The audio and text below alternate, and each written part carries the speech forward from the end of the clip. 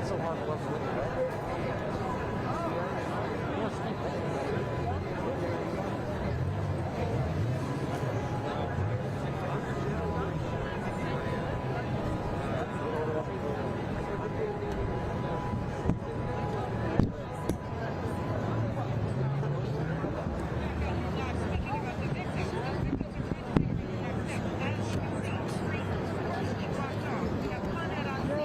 I was there.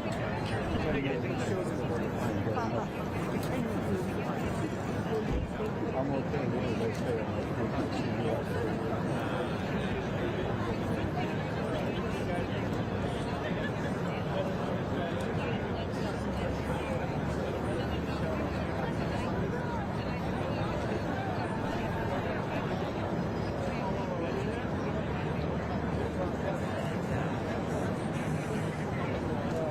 I wanted to show this, you'll see it? Yeah.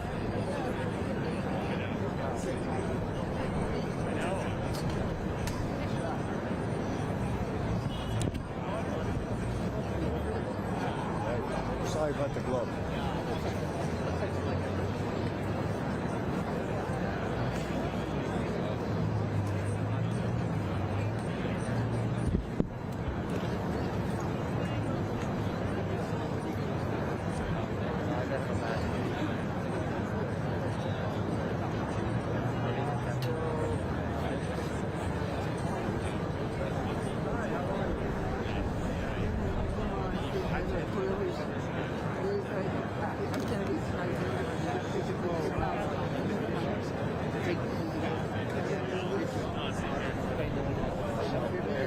She was standing on the platform at Times Square.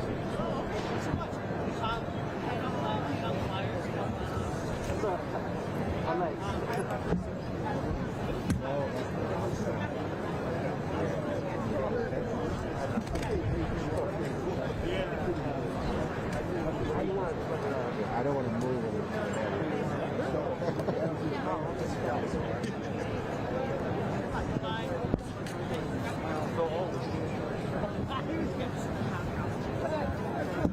Jose.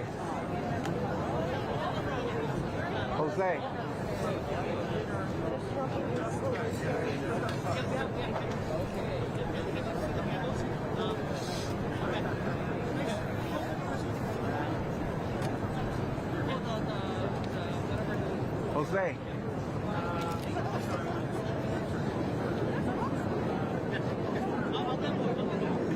That's the sound guys. That's the sound guy. One more over this. Okay, thank you.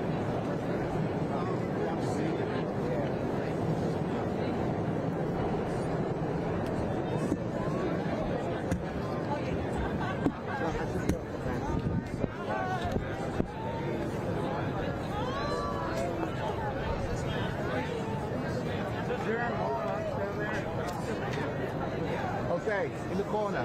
Down here. In the corner.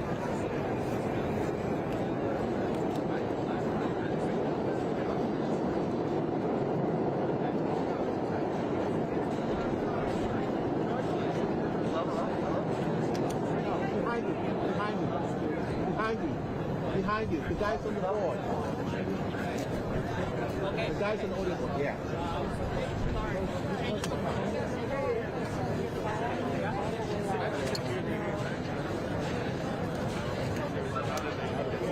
Yeah. Listen to you. Ask them to talk on the mic. Yeah. But you want to you want to do it from.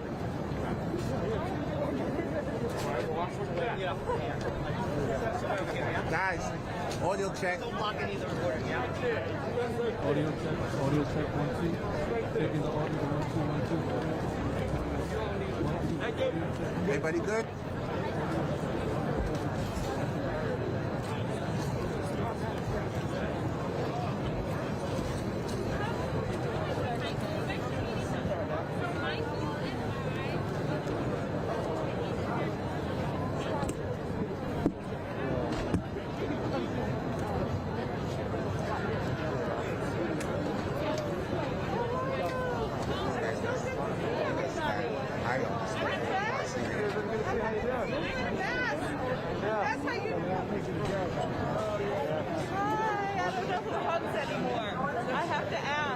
you doing? I'm good. How you doing? Oh, good. Oh, that's a little girl.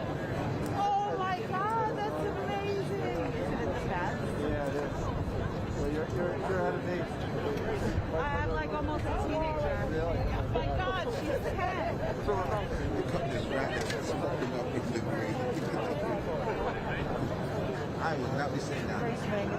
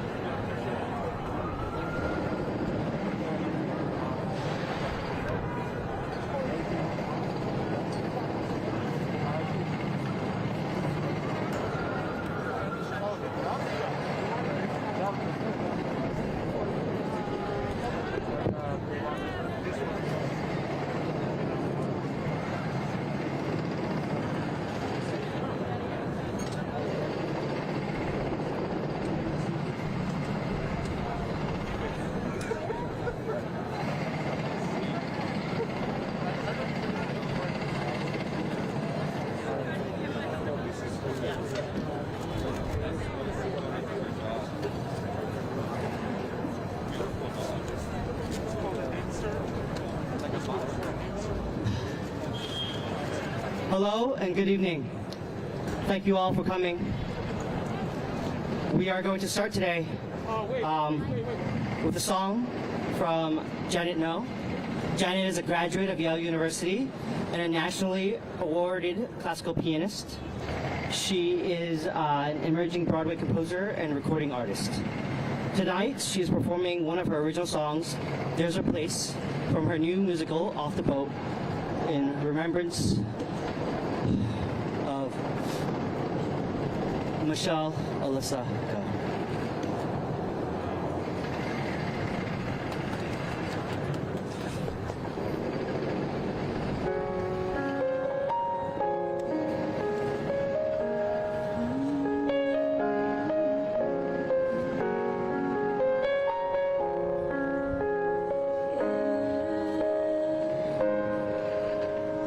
It's just the pattern, the same routine, comes and goes like spring and fall. Wait for the morning, you'll see it'll be just like nothing happened at all. People who hurt, they say things that aren't true. They're so blinded by their pain. But don't let their hurt cast a cloud over you, or you'll be standing in the rain. I'll share with you a secret between just you and me. Whenever you might need it, you'll find it here, the key. There's a place that I know where we always can go, not too far away from here, where there's sun and the shade and you're never afraid, your worries disappear. There's a rainbow in the sky from a cloud that's passing by, and you've never seen a light so bright.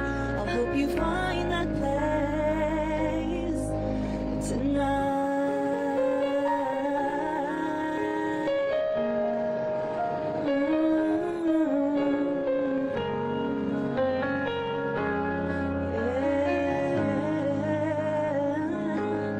If you just close your eyes, there's a way to get through. Think of a happy memory. No one can take that away from you. Not mom, not dad, not me. I've shown you my big secret. Now it's yours to make your own. It's time that you believe it, so you'll never feel alone.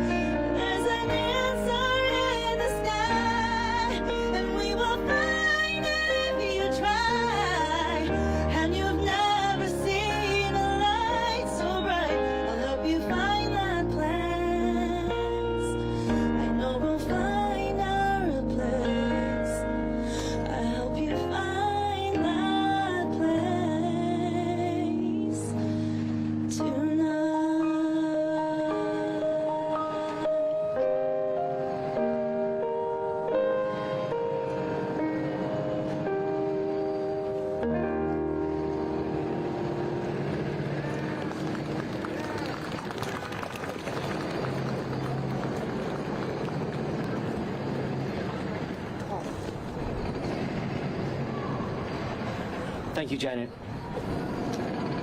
Now we will open with a prayer from Reverend Elder Kirsten Foy.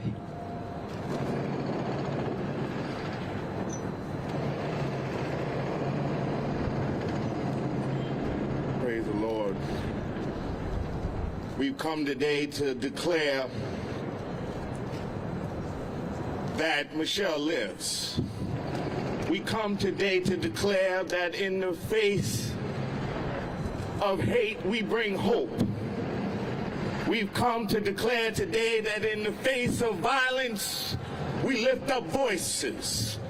We've come to declare today that in the face of fear, we forge forward.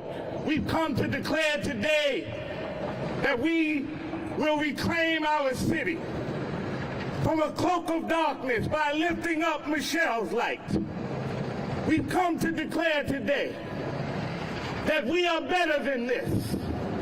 We've come to declare today that our past failures will be today's lessons.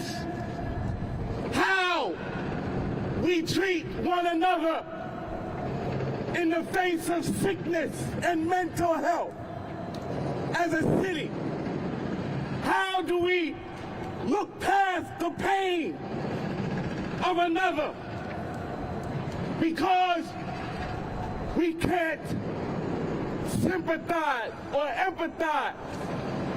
We come to declare today we are better, we are brighter, and we lift up Michelle's light and anoint this day as the day that New York City rose from the ashes of violence to reclaim her greatness, to give love for hate, to give comfort for pain,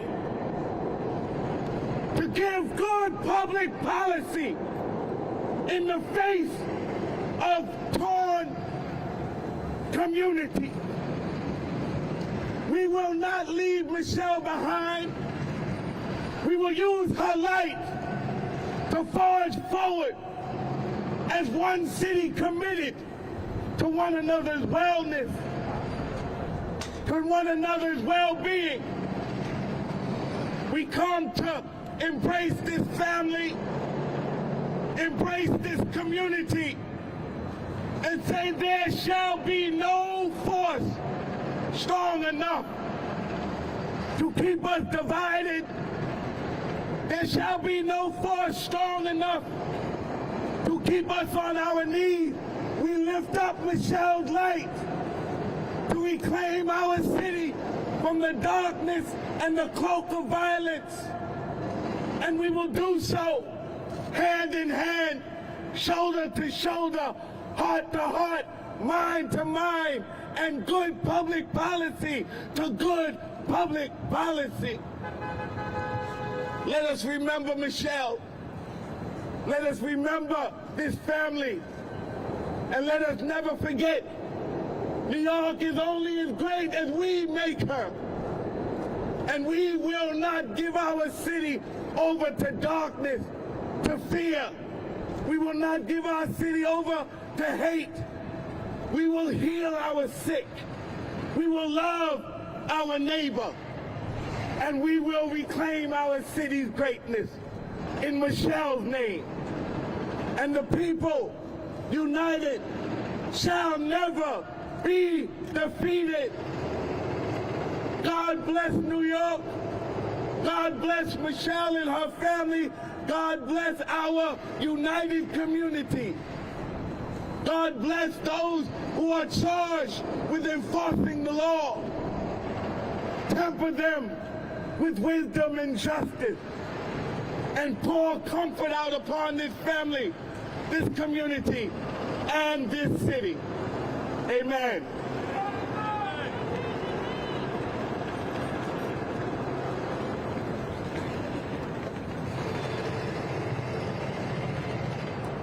Thank you, Reverend. And thank you to all those who have braved the cold to come join us tonight. My name is Benjamin Way, I'm the founder and executive director of Agents Fighting Injustice and the lead organizer of today's vigil. 2 days ago, I saw the news break on my Instagram feed because I check it almost every hour in fear of hearing news just like the news that broke. And as the news came out, that first it was a photo, then it was her age, then where she worked, a pit formed in my stomach. And I thought, wow, that's really close to my age. Wow, she went to schools that my friends went to. And then I looked her up on LinkedIn and realized that we have connections in common. And that actually one of my dear friends works on the same team of hers at Deloitte. And so I called him and I said, have you heard the news? Is this true? And he said, I don't know, let me go find out. And that pit sank even deeper because this tragedy of another member of our community, the AAPI community here in New York, being taken from us is one that we've heard way too often over the past 2 years. Sadly, in New York City, in 2020, while everybody was quarantining and hate crimes across the city dropped, hate crimes against the AAPI community rose by 800%. In 2021, it rose by 350% at least. And those were just the ones that were recorded by the NYPD. There has been a painful history in the past 2 years of mentally ill, violent individuals attacking members of our community. I think of the young man in February of last year who was walking down the streets in Chinatown, who was stabbed with an 8-inch blade in the middle of his back and went into critical care, almost losing his life and losing many, many vital organs. He was the reason why I got involved in organizing.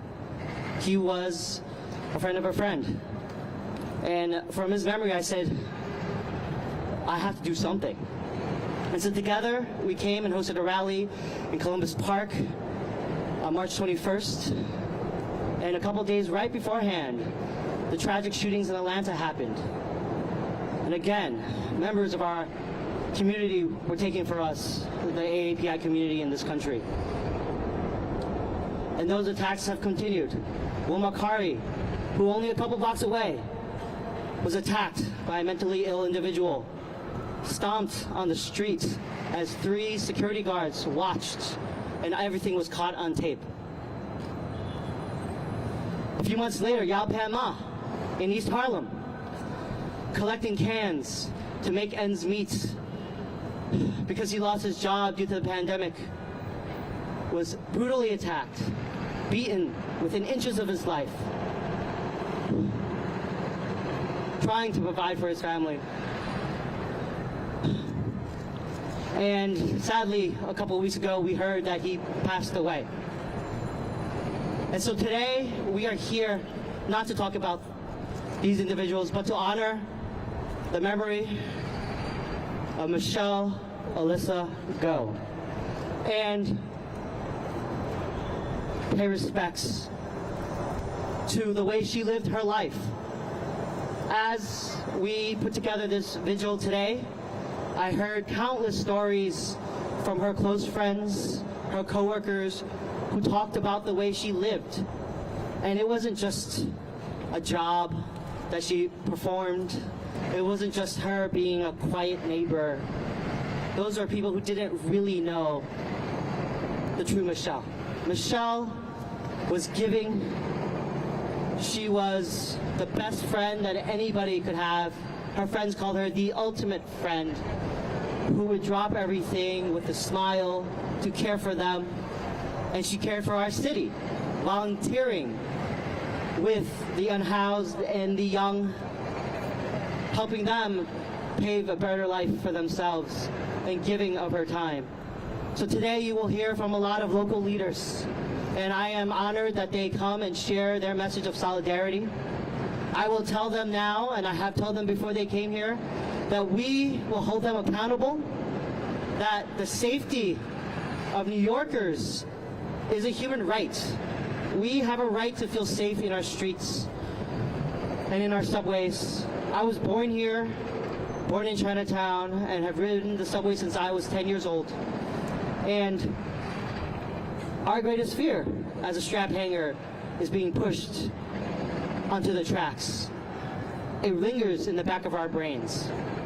And to hear that happen to a member of our community, a member of our city, we are heartbroken. And so we ask all the electeds here, all the leaders here to deliver on their promises. To one, first and foremost, promise safety. To think about how do we thoughtfully treat mental illness that is sustainable, that is humane, that helps them, but as well as aiding our communities and making sure that our most vulnerable are also not in danger. These are hard problems, and I know we as New Yorkers will be able to solve them together.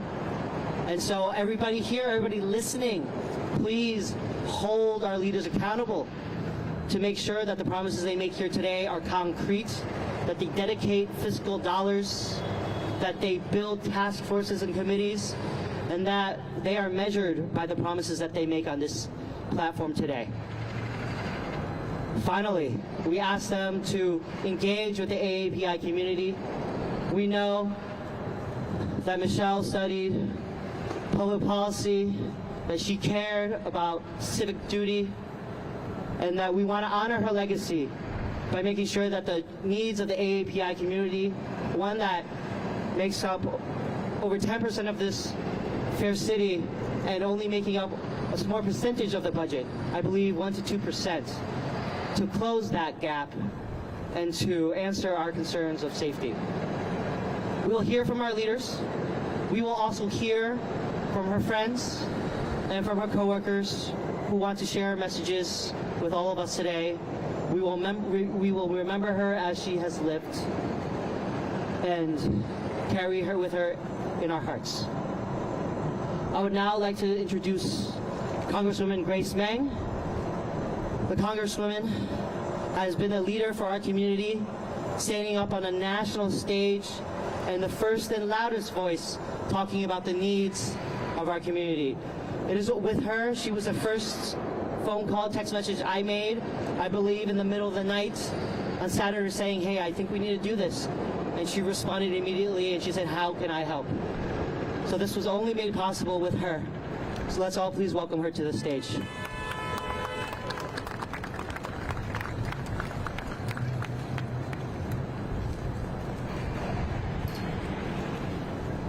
Thank you to Ben, to your entire team for demonstrating the love that was born out of this year and a half or so of pain and trauma for the AAPI community. Thank you for bringing us all together today. We come here to remember the life of Michelle Alyssa Go. We come collectively to express our sorrow and our condolences to her family, her friends, her co-workers, to all that knew her.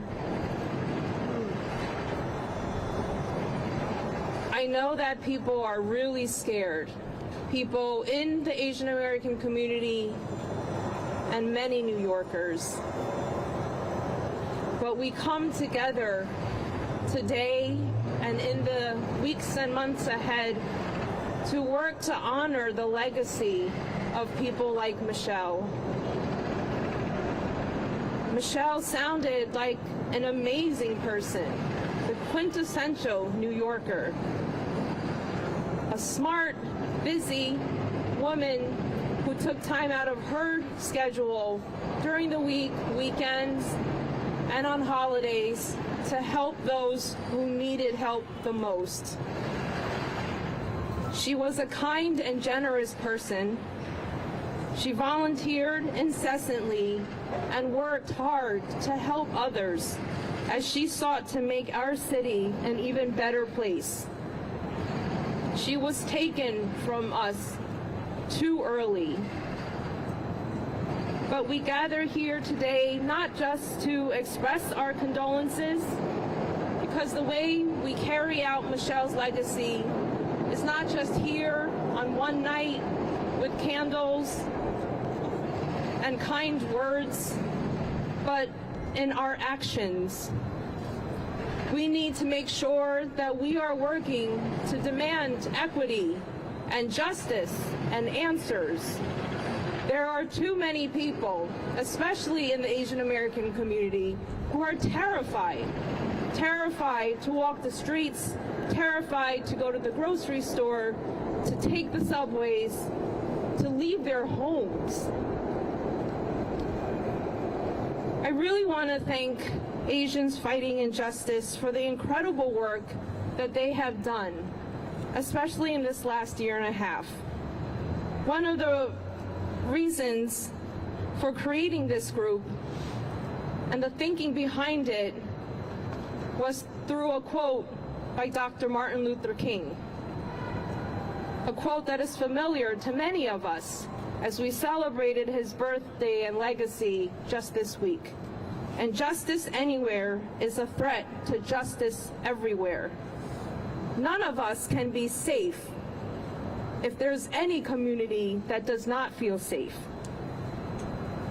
And we live in a diverse city. We have different solutions and different answers and different ideas and how we are going to achieve this. Some people want more law enforcement. Some people want less. Some people think more services and mental health support is the answer. And some people even seek to divide us and to try to blame certain communities. I just want to say that none of those solutions on its own is sufficient. This is a complicated problem. The roots are deeply rooted in poverty and racism. And we will not find an answer by simple talking points or just blaming people and pointing fingers. Blaming certain communities and increasing tension will not solve this problem. And I, as an Asian American, want to stand strong and loud and clear that I will not tolerate that.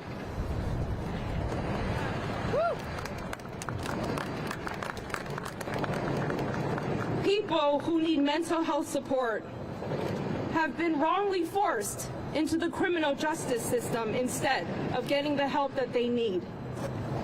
People leaving the prison system have been inadequately placed into shelters with little to no support. Our police officers have often been forced to act as mental health professionals and first responders as they answer calls and go around the city. So what are the solutions? We need to have the tough conversations. The solution will not be easy, but we need to have these tough conversations. Finger pointing alone is not going to solve the problem. It is important for us to build upon the allies that we have met through this process and in the years past, and that we will continue to meet. It's been a hard year for the AAPI community. I bet you almost everyone here has been to some public event, some Stop Asian Hate rally and protest. But if you remember throughout the last year and a half, when you were at these rallies, the people there were not only Asian Americans. There were a lot of people from a lot of other communities that came out to support the AAPI community. And I say this to make sure that our AAPI community understands the love and the support and the strength that so many other New Yorkers and people across the country have shown us. You can clap for that. This is unprecedented. We made history. And so we have to make sure that we are building upon and expanding those coalitions and not pointing fingers at any other communities. We passed federal legislation in Congress that is just a start.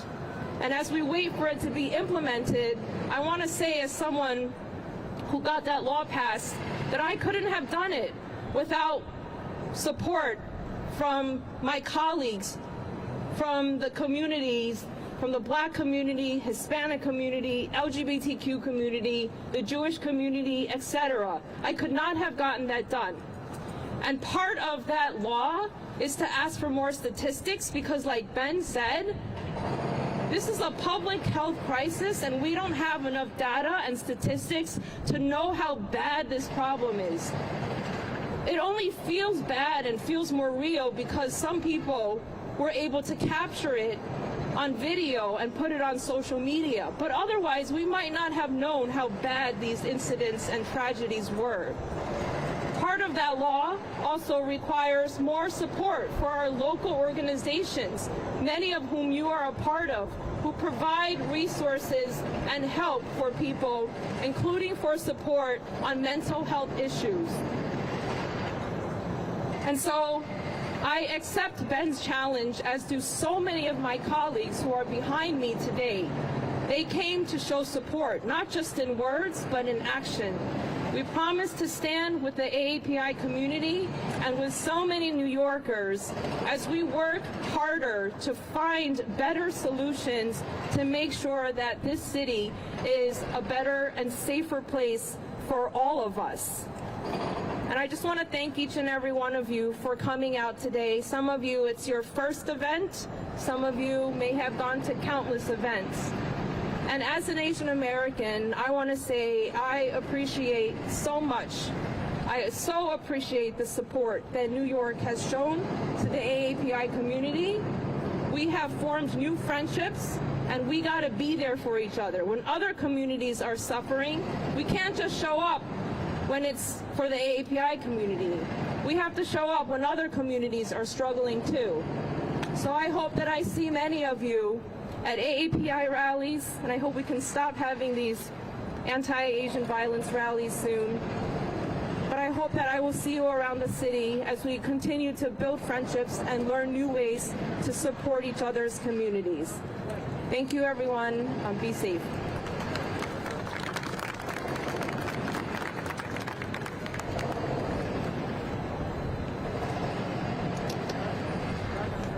I would like to now welcome our newly elected Mayor Adams to the stage. He has worked a lot with the community in his time leading, and I've heard he has really dedicated himself to helping the immigrant community in his borough before becoming mayor. And so we look forward to hearing his vision and working closely with him to making sure that he delivers on his promise. Let's please welcome Mayor Adams.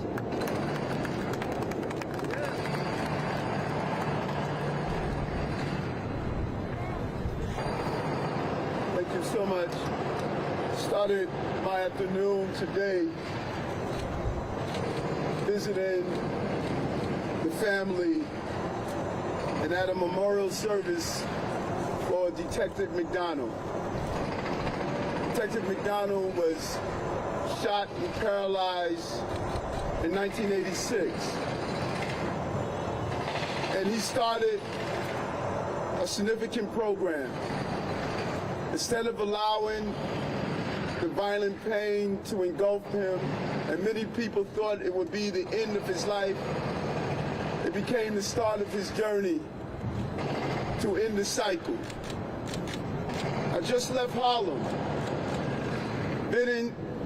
visiting the wake of young 19-year-old Crystal, shot and killed in Burger King, just a child, and speaking with her parents and feeling the pain. Right here in Times Square, I served as a captain in the police department in that same train station on 42nd Street. Many days during the early 80s, wearing the blue uniform as a police officer and a transit police officer, watching where we were, swearing and committing that we would never go back. And I'm saying to you, in 2001, standing with the family members of a young Chinese delivery man who was assaulted, attacked, and robbed, standing side by side with the family to call for justice. I give you that analysis because I'm saying to you, this is not the position I'm taking as the mayor of this city of New York. This is the position I'm taking as my life work. I wanted to be mayor to ensure that we can create a city where we can raise healthy children and families. Losing this wonderful young lady, the death of Michelle ripped at my heart. To see what happened to her, and to see what has happened in our city months after month, or what has happened to the AAPI community, and sitting in meetings and meeting family members and seniors and elders who are afraid to walk the street, afraid to do the daily interactions that they've done so many years in this great city. I'm recommitted to ensure that this will not happen in our city. We have to do this together. I don't want the knee-jerk reaction of going through our subway system and going through our streets and demonizing those who have slipped through the cracks and did not receive the mental health treatment that they deserve. We must ensure that we have a plan of intervention and prevention. Intervention is what we must do now. My deployment of law enforcement officers matched with mental health professionals to identify those who are in need, and give them the services immediately is what we must do right now. But then there's prevention. Prevention is to ask ourselves, what city are we living in? A city that's segregated in so many levels, isolated. We are not creatively allowing our children to learn from each other in school. That's why 2 years ago I did Breaking Bread, Building Bonds, 100 dinners over the city, 10 people at each dinner coming from different communities and ethnic groups and sitting down and doing something revolutionary, talking to each other, knowing who we are and who we represent. We pass each other every day and don't respect the beauty of our diversity in a city as diverse as this. Brooklyn alone, 47% of the people speak a language other than English at home, one of the largest API communities, and we do not interact the way we should. So yes, we must give services to those who are dealing with mental health issues. Yes, we must deal with crime in real time. But yes, there's some things that we can do every day. By saying hello, good morning, and interacting with each other, and no longer allowing our city to be an isolated city where we lean into the places we disagree instead of the places we agree. This is New York City, the most diverse place on the globe. It's time for us to come together as a city and not allow these issues to take place. My heart goes out to this family. I ask the press to please allow the family to mourn, give them the privacy that they deserve, and ask all of us to see why we're members of the greatest race alive, and that's the human race. Thank you.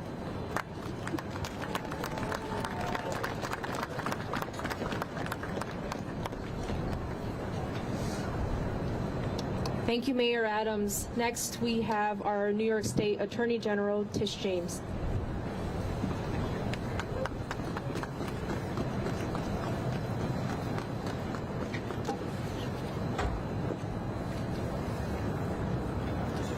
We stand with the AAPI community, the African American community, the Latino community, the Jewish community.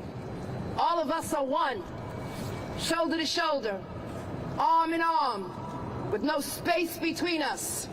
And we stand against hate, and we stand as one.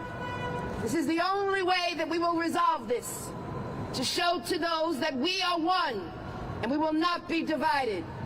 Yes, AAPI lives matter, and AAPI voices must be heard. Scripture teaches me that those who walk uprightly enter into peace.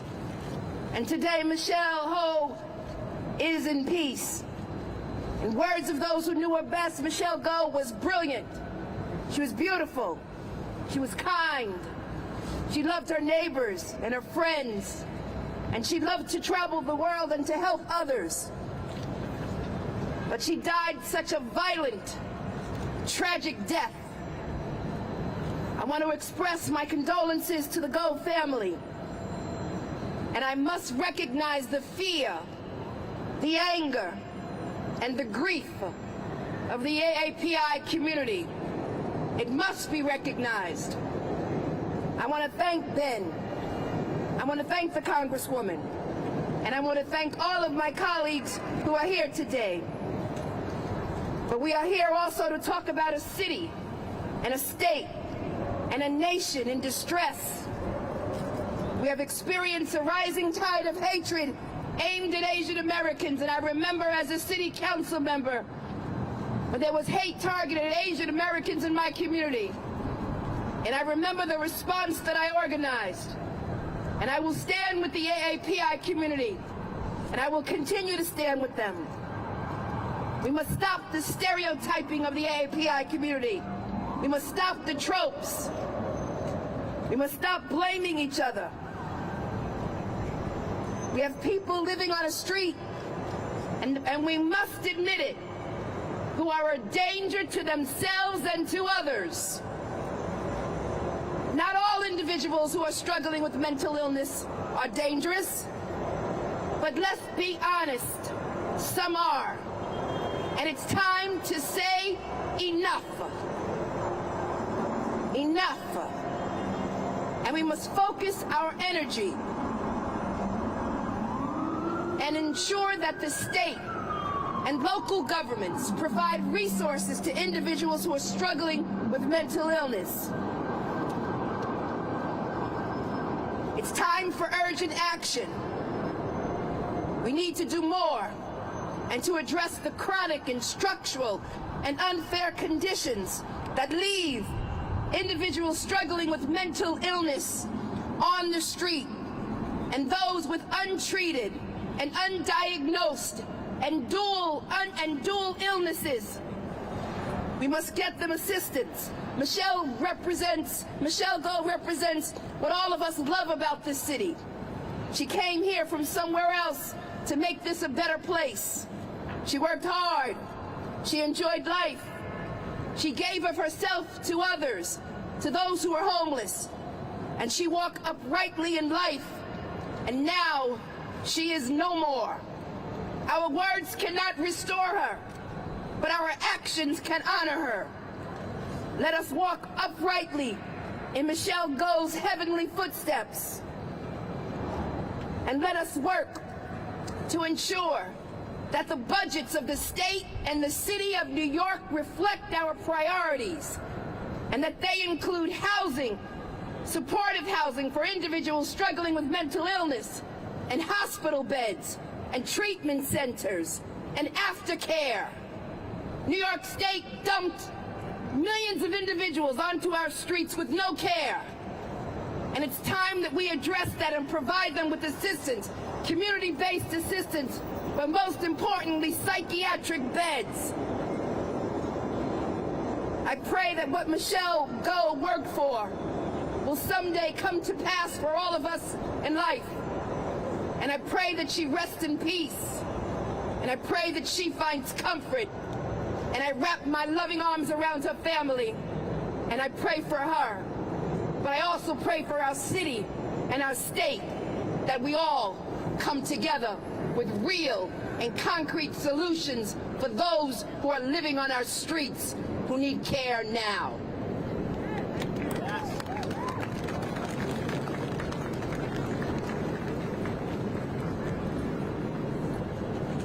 Next, we have our New York State Lieutenant Governor Brian Benjamin.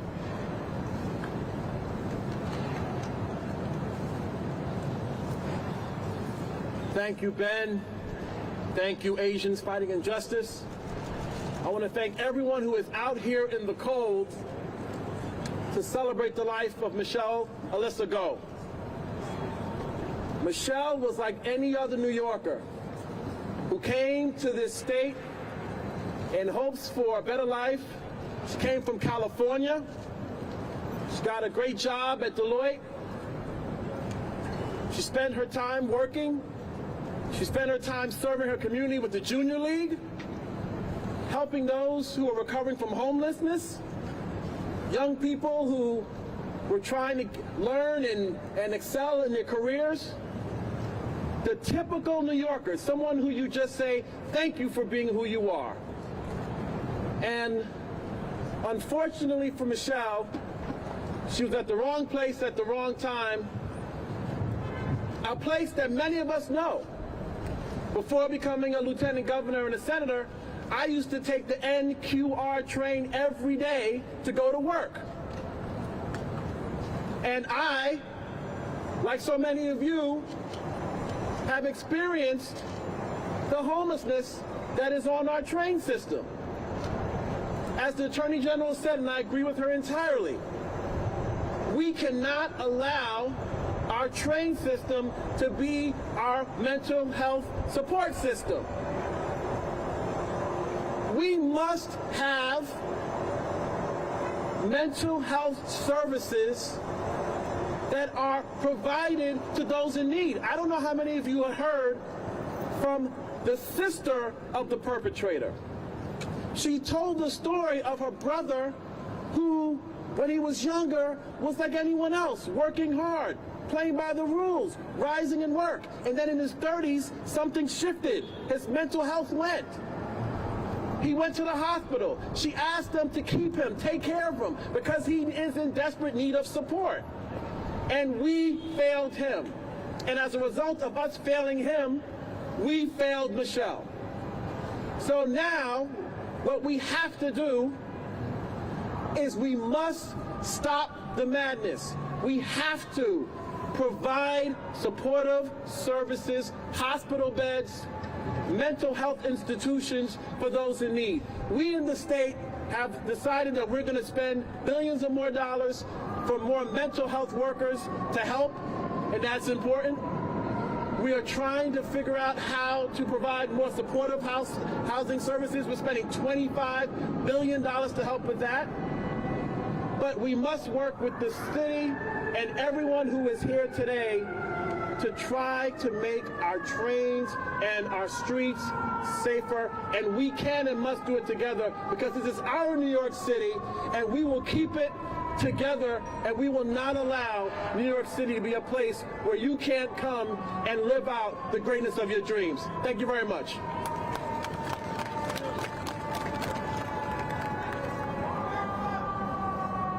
Next, we have New York City Council Speaker Adrienne Adams.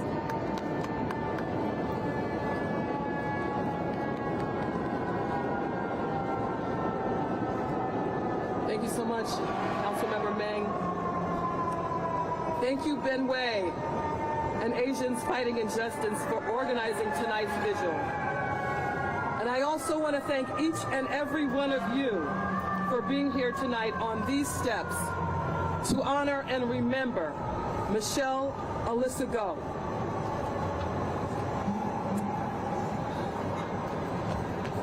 Tonight we're all mourning the loss of Michelle, who by all counts was a sweet, kind, and incredibly generous soul. She was adventurous, and she loved to travel. As was said, she came here to New York by way of California, but found her home right here in our beloved city. Michelle was selfless with her time, giving back to her community, and volunteering for a decade with the New York Junior League. Through this work, Michelle helps seniors, immigrants, under-resourced students with academic challenges, and job candidates to be prepared for interviews. Her volunteer contributions focused on those who have been marginalized, overlooked, and forgotten, including New Yorkers who were homeless.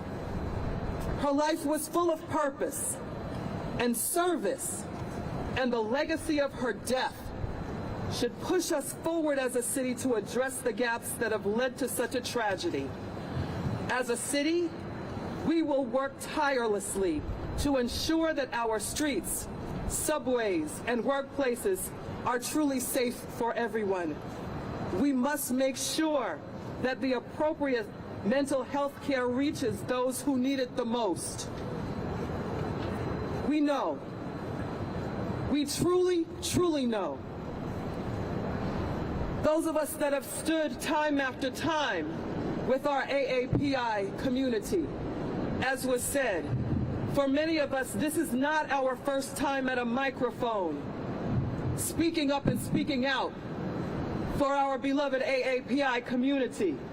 We know that our Asian American community has suffered throughout this pandemic, not just due to COVID, but also due to the fear of going outside, as been said, walking through the streets and simply going about their daily lives due to past incidents of violence.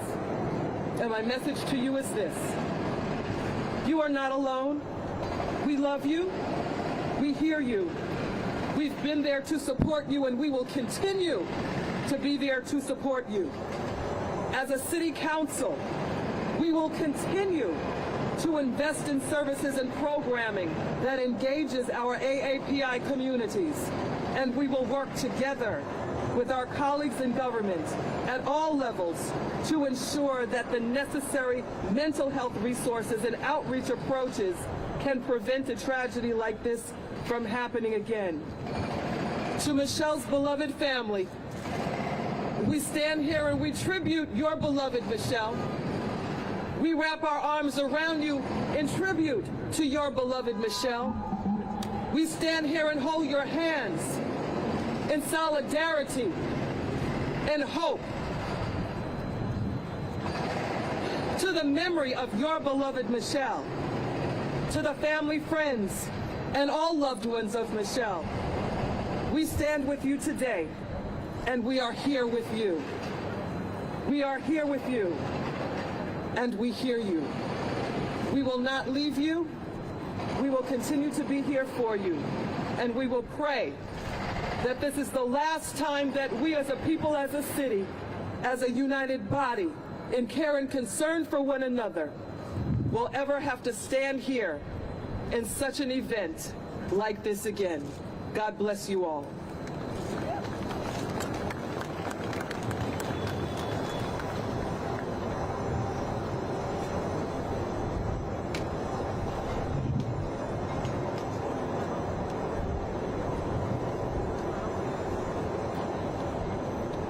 Now, we'll proceed and invite some of Michelle's friends who knew her to come and share some words. We will start with her friends from Deloitte, who knew her best.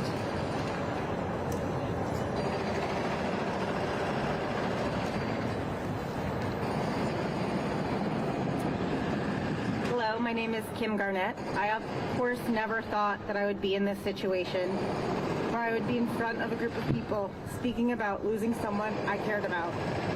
I was talking to one of my friends yesterday about what would I say about Michelle. The first thing that came to mind is, wow, she hated attention.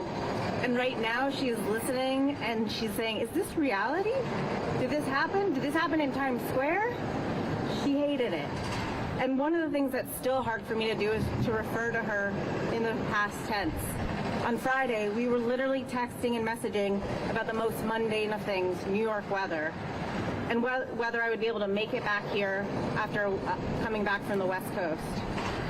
I know it will take time for me and many that worked with her, that were her friends, that went to school with her, to process this loss. The thing that speaks volumes about Michelle is the number of people who have reached out with stories on how she impacted their lives. Michelle and I first met about 3 years ago working in Women in M&A. I didn't know her that well, and she was leading this event, and I didn't know at the time how big of a friendship it would be for me. And the way I like to refer to our friendship is I just kept asking her to do things. She kept saying, yeah, let's do it. You want to come join this project? We really need you. Yes, I will do that. You want to come out to dinner? I will do that. You want to go volunteer at this event? Yes, I will do that. And from January 2020 through 2021 with the pandemic, we really strengthened our friendship, and we'd go for walks in Central Park. We would go sit outside in the freezing weather and eat dinner. We would go to Jadis's Soul Cycle class and make sure we were getting out and working out. She was always there for you when you needed someone. Over that time, I learned a lot about her. I learned that she cares about her friends from years back and how she genuinely kept in touch with them. I learned how long she would stay on the phone with her family, catching up with them and checking on how they were doing. I learned that she loved documentaries and continuing to learn new things. I learned that she wants her friends to be happy and live their best lives. And I saw that she did that for herself. She traveled and took chances, and she showed me what it means to live life to its fullest. I think so soon after a tragedy like this, it's too soon to say everything that I've learned from Michelle. I know new things will sprout up that I had completely forgotten about. I will say she loved New York. We talked about it during the pandemic that we would rather be nowhere else. We knew we could survive here. We knew we had everything with us. And she loved Central Park. She loved living in the Upper West Side. She loved a random trip to the Woodbury Commons where we would buy more blankets than we could ever need. It was just an amazing friendship. And I guess what I would leave all of you with is what Michelle would want you to take away. 1, go do the things that matter to you. Don't wait for tomorrow to give your permission or grant yourself time. Contribute, whether it's work, volunteering, being a good friend, do something. Like what you do. We had so many conversations about whether what you're doing is worth the time you're spending on it. She really loved finance and helping her clients really work through challenging situations. Figure out what that equivalent is for you. And lastly, have fun. One of my recent fondest memories is we went to Disney World in October. We were both lucky enough to get annual passes before they were pulled and yanked back. And what really pisses me off is she's definitely thinking about she didn't maximize the benefit of that expense. She's definitely a finance person at heart. And she's thinking about how she was planning on this long weekend potentially going there. And so I can't express to you how much knowing and losing Michelle will have an impact on me. I never thought I would have to say these things, but I am grateful she let me stick around and wedge my way into her life. I am better for it.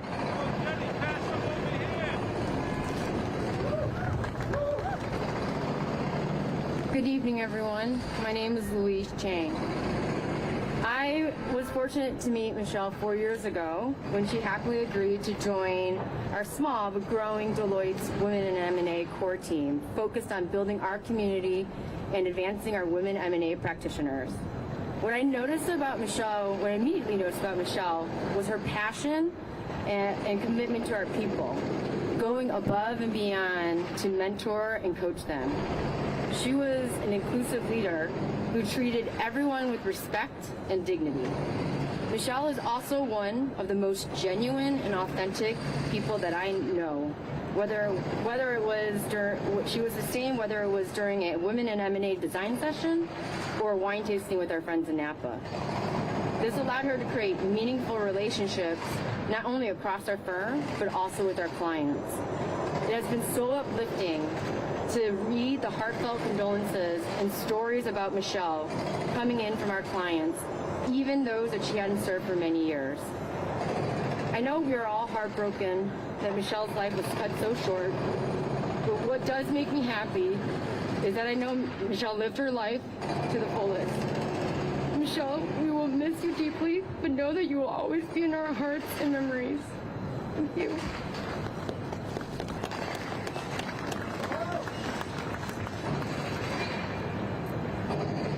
Hi everybody, my name is Rakesh Dugal and I've had the pleasure of being Michelle's friend for the past 13 years. Like Kim mentioned, admittedly Michelle would probably be mortified to see so many people celebrating her. She was a private person and wasn't one who was much for attention, but she touched people in so many different ways, and it's a testament to all that the impact she's had on everybody. So I don't want to focus tonight on the senseless and unjust tragedy that took Michelle away from us. Nor do I want to focus on what could have and should have been done to prevent this. Instead, I want to focus on how Michelle lived her life. I know that's what she would want. First, she loved to travel, and she had a thirst for experiences. Together, we must have done a dozen trips together. Day trips around Tri-State just to get out of the city or go shopping, maybe just to see nature or to places far, far away. Wherever we went, Michelle always had a plan, and it was often accompanied by a spreadsheet. And she was the one who owned the spreadsheet and all of the reservations. I remember one time she asked me to book a hotel room for our first night in Kenya, and I booked it on the wrong night. Needless to say, for years, she never let me book a reservation again. Her love of travel, though, was really about her want to experience things firsthand. I'll always remember that about her. Second, she was a caring person with a big heart. Many of you have read about her volunteering and community actions around the city, but for those of us who knew her personally, we always saw her as a rock who would drop everything to help her friends, whether it was a celebration or you were in need. Thirdly, she was insanely smart and a true professional who loved a challenge. Michelle was incredibly accomplished in her careers in sales and finance, then as a banker, and then as a consultant. In all her roles, she was a champion of inclusion, especially supporting the development of women in business careers. And that was all part of her brand. She was very direct, type A, and she was a glass ceiling breaker. No challenge was too big or scary for her. She always wanted to work on the biggest and most challenging things, and she excelled in that environment and encouraged others to excel in that too. Most of all, though, my favorite memories are the simple ones. Hanging out in Central Park, drinking Lambrusco in the summertime. Thai takeout on Sunday evenings when we listened to music and chatted. Our shared love of pate and brie. Those were the best. Lastly, I would like to make a simple request. This is a news story for many, but we cannot forget that behind this story, there is a family, friends, and colleagues who need the time to process this weekend's events. We do ask to respect the wishes of the family and allow them the privacy and space to grieve in their own way. But I ask you all to please join me in a round of applause to celebrate Michelle's life.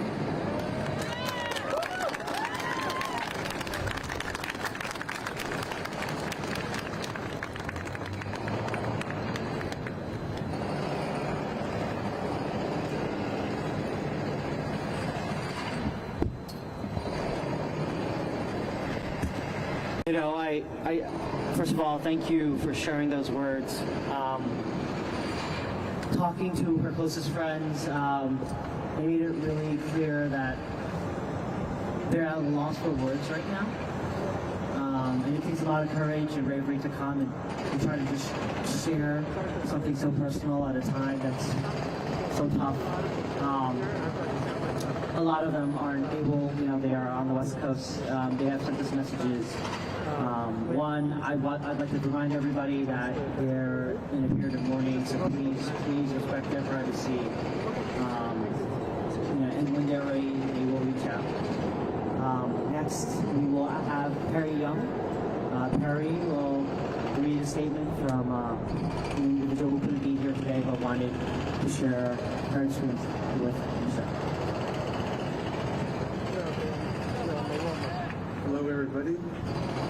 I'd like to read statements of remembrance from one of Michelle's friends. Oha, who could not make it today.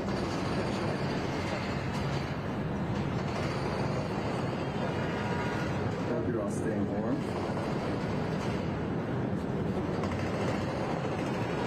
From Oha.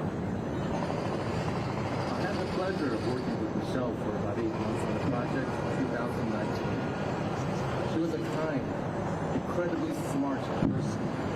Came across as someone who would make friends easily. She got along with everyone at the client office and worked closely. We were in Miramar, Florida, for a workshop and grabbed drinks at the airport before our flight back to Minneapolis. I remember we shared a pizza, a glass of wine each. Michelle and I have similar education and professional work backgrounds, MBA, finance, and we were able to connect. We were joking about how I could never be a consultant because she was a consultant with Deloitte, but because I was terrified of flying. She comforted me before our flight and told me how safe it was. We got on the airplane, everything was normal. The airplane picked up speed to take off on the main runway and suddenly stopped right before the air due to a mechanical issue.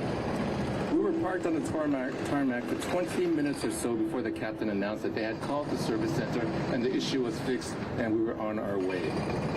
As you can imagine, I was anxious throughout the journey. Michelle was a few rows ahead of me, and after landing, I checked my email and had a note from Michelle asking if I was okay, since that was not a normal takeoff. And she knew that I was going to be scared of flying.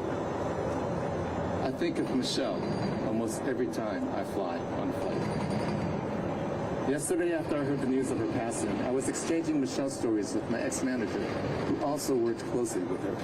When I told him the story, his response was, "That is so Michelle." I guess that's just who she was. A kind, considerate, wonderful human being. I am glad to have known her and extremely sad that she has gone so soon. I can't imagine what her family and friends must be feeling right now, and I will be praying for them. Rest in peace, Michelle.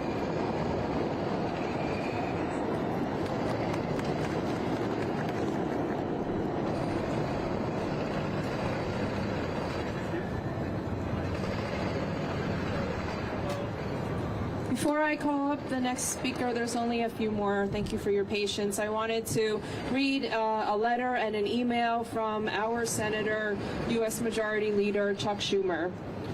Dear friends, I'm sorry that I cannot attend this vigil in person due to my obligations in Washington, but I'm with you in spirit. Michelle Go represented the absolute best of New York, which attracts the brightest and most ambitious people across the country and world to come and pursue their dreams. Reading the accounts of Michelle's family, friends, colleagues, and neighbors, it is clear that she was greatly admired and loved by all. I extend my deepest condolences to all those who were fortunate enough to know Michelle.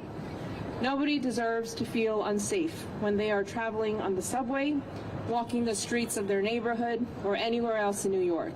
And I will continue working together with my fellow colleagues in government to do everything in our power to make our city